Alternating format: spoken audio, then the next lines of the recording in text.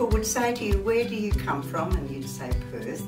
And they'd say, is that a suburb of Sydney or Melbourne? That's all they knew in the 50s. Growing up in Rockingham, it was more a beach place.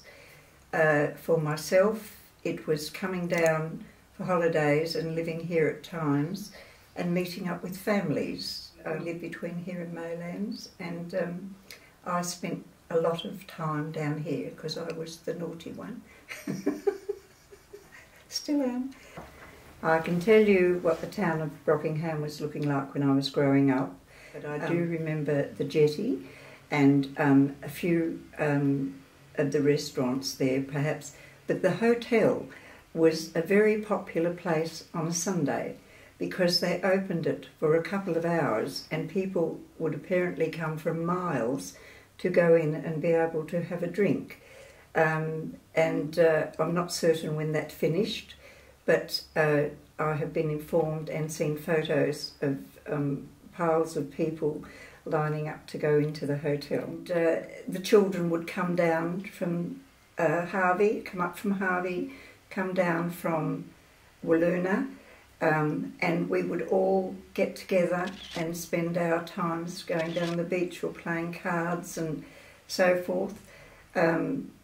It was happy times, and you caught up with people, annoyed people, got chased down the road, so I've been told. It was just bliss. That's all I can say, because it was the way it was.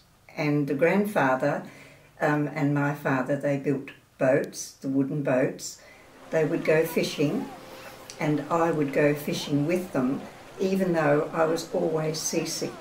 And they would say to me, you may come, but you must, if you throw up at the bottom of the boat, you stay there, because there were indoor motors, and we're not bringing you in. And I went constantly with them, laying there, begging to go home, and they'd say, no, you wanted to come, you're here. And I thoroughly enjoyed that part with my father and my grandfather, and I still get seasick. What is now Rotary Park used to be known as a swamp. Well, it wasn't known, it was.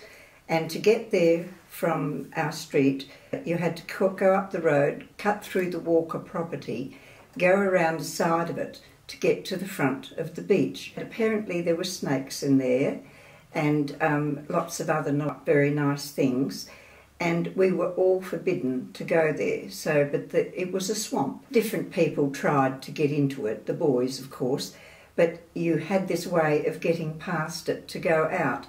And it has now been turned into Rotary Park, which is really lovely. And every house had a windmill because there was no water. We had the big tanks at the side of the house, which you shared the water with the frogs and everything else that came along.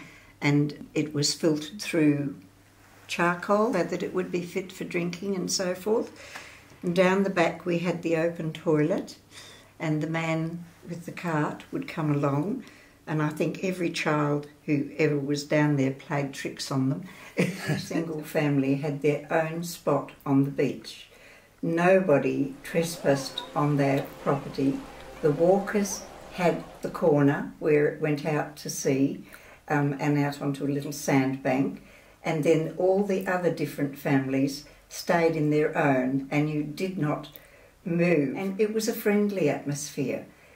It was different, and you could leave your things on the beach and you could go swimming, and all the families knew each other.